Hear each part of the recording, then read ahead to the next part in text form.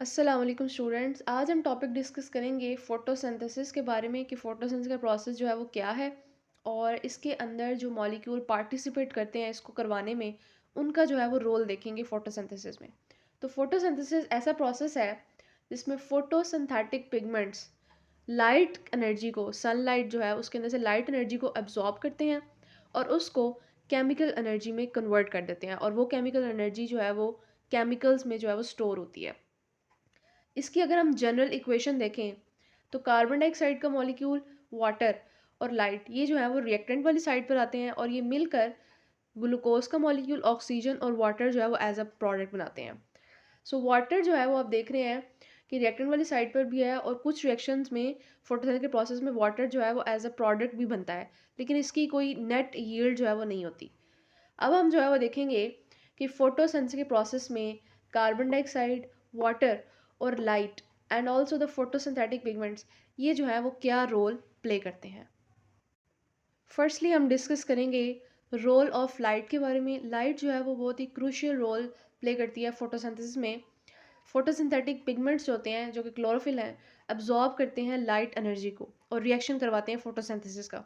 Reaction में क्या होता है कि सिंपल मॉलिक्यूल जो है वो कन्वर्ट होते हैं कम्प्लेक्स ऑर्गेनिक कंपाउंड में और जो लाइट एनर्जी होती है वो एक different form of energy chemical energy में कन्वर्ट हो जाती है जो कि बेसिकली इन्हीं ऑर्गेनिक कंपाउंड के अंदर स्टोर होती है। अब हम डिस्कस करेंगे कि ये जो लाइट एनर्जी अब्जॉर्ब कर रहे हैं क्लोरोफिल कौन सी वेवलेंथ की लाइट जो है वो अब्जॉर्ब होती है तो फोटोसिंथेसिस का प्रोसेस जो है वो मैक्सिमम होता है। तो इस के लिए हम डिस्कस करेंगे topic action spectrum. So action spectrum के बारे में बात करते हैं। बेसिकली ये एक ग्राफ है। इसके बारे में डिटेल में जाने से पहले ज़रा इसकी ज़रा बेस देखते हैं। जो सनलाइट है जो फोटोसिंथेसिस करवा रही है इसके अंदर जो है वो डिफरेंट तरह के कलर्स होते हैं, ब्लू, रेड, येलो, ग्रीन वगैरह, ठीक है। और हर जो कलर है लाइट का इसकी डिफरेंट वेवलेंथ होती है। सो फोटोसिंथेटिक पिगमेंट्स जिन्होंने फोटोसिंथेसिस करवानी है और लाइट ज़रूरी है अब्जॉर्ब उन्होंने करनी है, हर पिगमेंट जो है वो डिफरेंट तरह की लाइट को डिफरेंट रेट पर अब्जॉर्ब करता है और फिर इस डिफरेंट तरह की लाइट से जो फोटोसिंथेसिस होती है उसका रेट भी डिफरेंट होता है। यानी कुछ लाइट ऐसी होंगी जिनकी वजह से फोटोसिंथेसिस का प्रोसेस जो है वो ज़्यादा होगा और कुछ जो है वो कम फोटोसिंथेसिस का रेट पे करवा रही होंगी।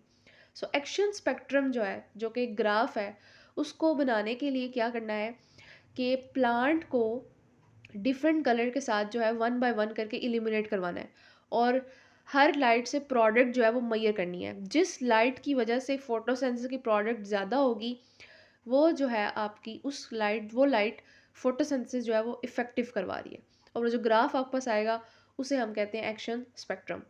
सो T.W. एंजलमैन जो एक जर्मन बियोलॉजिस्ट था इसने फर्स्ट टाइम एक्शन स्पेक्ट्रम जो है वो बनाया और इसने किसके लिए बनाया था, इसने स्पायरोगायरा जो कि एक एल्गी है उसके फोटोसिंथेटिक पिगमेंट्स पे काम किया और उसको जो है वो इसके सेल्स को डिफरेंट तरह के जो कलर्स है ना वन बाय वन करके जो है वो उसके सेल्स के ऊपर डाले और फोटोसिंथेसिस की प्रोडक्ट को मैयर किया। तो इसने नोट किया कि ब्लू और रेड जो कलर की लाइट्स हैं इसकी वजह से फोटोसिंथेसिस जो है वो ज़्यादा इफ़ेक्टिव हो रही है। उसके बाद फिर प्लांट्स पे भी जो है वो एक्सपेरिमेंट हुए तो प्लांट में भी यही नोट किया गया कि ब्लू और रेड कलर की जो लाइट है फोटोसिंथेसिस में ज़्यादा रोल प्ले कर रही है। तो इस तरह लाइट जो है वो फोटोसिंथेसिस में रोल प्ले करती है। अब हम डिस्कस करते हैं role of carbon dioxide in photosynthesis. Carbon dioxide का जो मॉलिक्यूल है एटीपी और NADPH को यूज़ करते हुए कन्वर्ट हो जाता है शुगर के मॉलिक्यूल C6H12O6 में और ये मॉलिक्यूल जो है वो एंटर कैसे करता है बाय द स्टोमेटा। जो लीव्स की जो एपिडर्मिस है उसके ऊपर ओपनिंग प्रेजेंट है स्टोमेटा, वहाँ से ये एंटर करता है और मीजोफिल सेल में जाके आगे फोटोसिंथेसिस करवाता है। सो इसकी जो एंट्री है इन द लीव्स डिपेंड कर रहा है कि स्टोमेटा ओपन है या क्लोज है। तो स्टोमेटा जो है वो दिन के वक्त जब ओपन होते हैं सूरज की रोशनी जब होती है उस टाइम पर जो है ये अंदर एंटर होता है मेसोफिल सेल में जाता है और जाकर कन्वर्ट होता है शुगर के अंदर। तो इसका मेन रोल क्या है, ये जो है शुगर के लिए कार्बन का सोर्स है। तो ये था role of carbon dioxide in photosynthesis. Last पे हम डिस्कस करेंगे role of water in photosynthesis.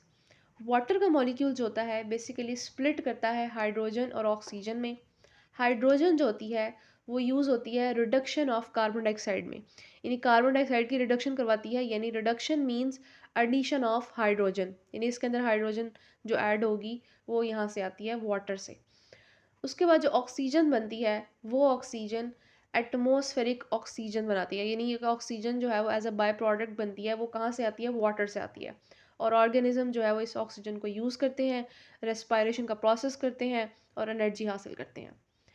वान नील ने 1930 में हाइपोथेसिस दिया था कि वाटर का मॉलिक्यूल जो स्प्लिट होता है हाइड्रोजन और ऑक्सीजन में, और ऑक्सीजन जो है वो आगे से मिलकर एटमॉस्फेरिक ऑक्सीजन बनाती है। और इसी बात को एक्सपेरिमेंटली प्रूव भी किया गया था 1940 में कि ऑक्सीजन जो वाटर से आती है वो ऑक्सीजन हवा में जाती है। इसका एक्सपेरिमेंट देखते हैं। एक्सपेरिमेंट से पहले एक चीज़ आप नोट कर लें कि ऑक्सीजन जो होता है उसके आइसोटॉप्स होते हैं। नॉर्मल जो ऑक्सीजन होता है उसका मास होता है 16, और जो आइसोटॉप्स में से एक आइसोटॉप है O18, यानी उसका मास है 18। तो साइंटिस्ट ने इस आइसोटॉप को as a tracer marker use किया आइडेंटिफाई करने के लिए कि कहाँ से ऑक्सीजन आती है। अब इन्होंने दो तरह के साइंटिस्ट ने जो है वो दो ग्रुप्स बनाए। पहले ग्रुप में उन्होंने जो वाटर यूज़ किया उसके अंदर जो ऑक्सीजन थी वो O18 थी, और जो कार्बन डाइऑक्साइड यूज़ की उसमें जो ऑक्सीजन थी वो नॉर्मल थी। ठीक है। और दूसरे ग्रुप में उन्होंने वाटर जो है वो नॉर्मल ऑक्सीजन से तैयार की, और जो कार्बन डाइऑक्साइड जो है उसके अंदर जो ऑक्सीजन है वो जो है वो O18 वाली यूज़ की। अब इन दोनों जो ग्रुप्स थे इनको फोटोसिंथेसिस के लिए जो है वो फोटोसिंथेसिस होने दी और प्रोडक्ट चेक की। अब जो पहले ग्रुप में जो प्रोडक्ट आई उसकी जो ऑक्सीजन थी उसके अंदर O18 आइसोटॉप प्रेजेंट था, और जो दूसरे ग्रुप में जो ऑक्सीजन आई उसके अंदर O18 नहीं था। तो यहाँ से ये बात कंफर्म हो गई कि ऑक्सीजन जो बनती है बेसिकली वो वाटर की ऑक्सीजन से ही बनती है, और कार्बन डाइऑक्साइड में जो ऑक्सीजन है वो ग्लूकोज शुगर के मॉलिक्यूल में जो है वो इन्वॉल्व होती है। तो इस तरह इस हाइपोथेसिस को जो है एक्सपेरिमेंटली प्रूव किया गया। लास्टली हम देखते हैं कि जो यहाँ से हाइड्रोजन बनी है वाटर की, वाटर से, ये कैसे जो है वो कार्बन डाइऑक्साइड की रिडक्शन करवाती है। सो एक को एंजाइम है NADPH, इसका फुल नेम है निकोटिनामाइड एडेनिन डाइन्यूक्लियोटाइड फॉस्फेट।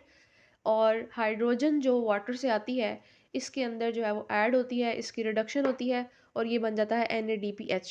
अब ये जो है ये as a reducing power, reducing agent काम करेगा और कार्बन डाइऑक्साइड को रिड्यूस करेगा, हाइड्रोजन इसमें ऐड करेगा और इसको कन्वर्ट कर देगा ग्लूकोज के मॉलिक्यूल में C6H12O6 में। तो इस तरह वाटर का मॉलिक्यूल जो है फोटोसिंथेसिस में अपना रोल प्ले करता है। तो ये था हमारा आज का लेक्चर जिसमें हमने जनरली डिस्कस किया कि फोटोसिंथेसिस का प्रोसेस है क्या, और कैसे इसके जो सब्सटेंसेस हैं लाइट, कार्बन डाइऑक्साइड और वाटर, ये कैसे जो है वो इसमें रोल प्ले कर रहे हैं। अल्लाह हाफिज़।